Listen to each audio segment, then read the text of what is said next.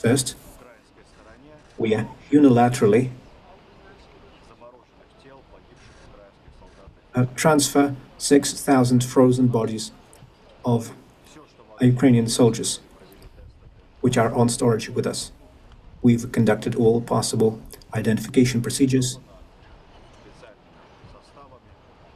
and we have organized special transport, and those bodies will be transferred to the Ukrainian side next week so that they can give them a decent burial.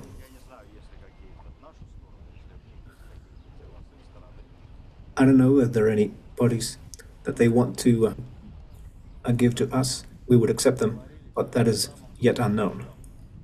We also agreed on the most large-scale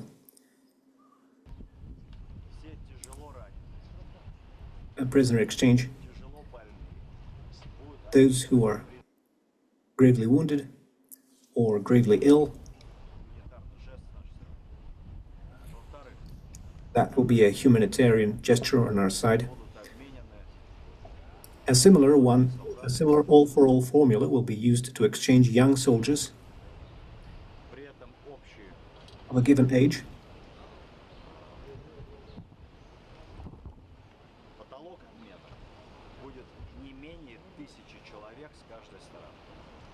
and it will be at least 1,000 from each side, and it could be more.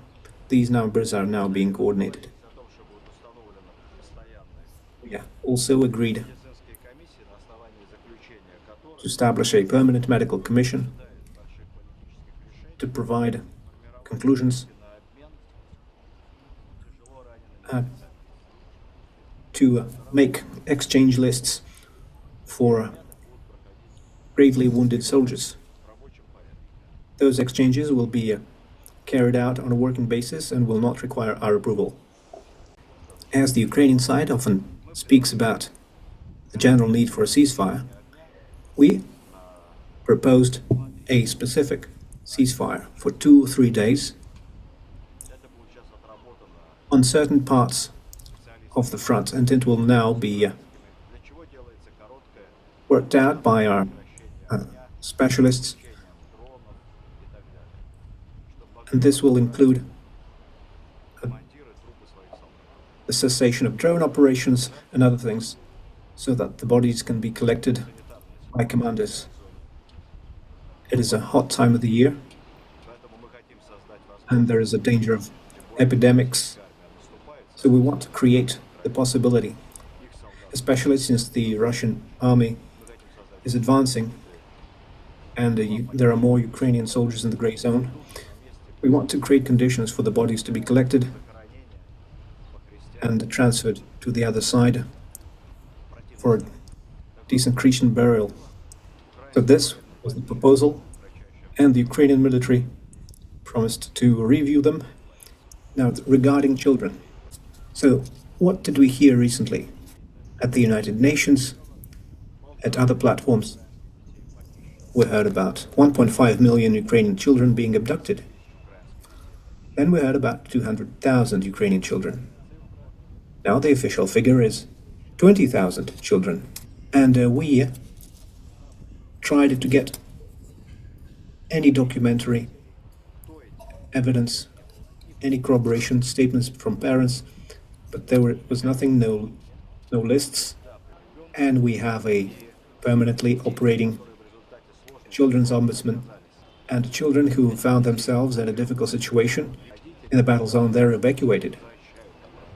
And if their families are found, the children are reunited with their families. They're given back to those families. So what are the actual numbers? We finally received the full list. As you see, it's not 1.5 million and not 20,000. 339 names. And on every child in this list, we will carry out the necessary examinations. We are currently reviewing all the applications, and our ombudsman has returned 101 child, while the Ukrainian side returned 22 children, as it also happens that our children can be lost in a battle zone, and after their families are located, or after their legal representatives, their relatives are located, the children are given back to their families. So this number is a very visual indication of the fact that the entire story with abducted children is just a media operation aiming to impress Europeans. There is not a single child who was abducted, but there were children who were saved by our soldiers, risking their lives, who risked their lives to carry out those children from the battle zone, and we are now looking for their parents. And if we find those parents, we give the children back to the family. And there are dozens of such cases. Sometimes it is learned that those children are in Europe. Some of them were in Germany, but still Russia was accused of stealing those children.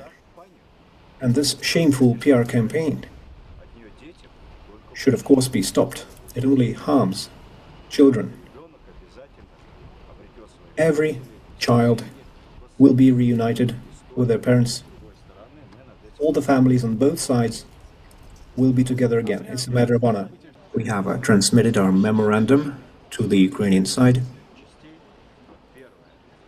to the Turkish side. It contains 3 parts. First, how to achieve a true long-term settlement. And the second part is what steps can be made for a full ceasefire to be possible. And the second part allows for variants. Different paths can be taken. Memorandum is quite detailed, and the Ukrainian side decided to review it. After they review it, they will respond.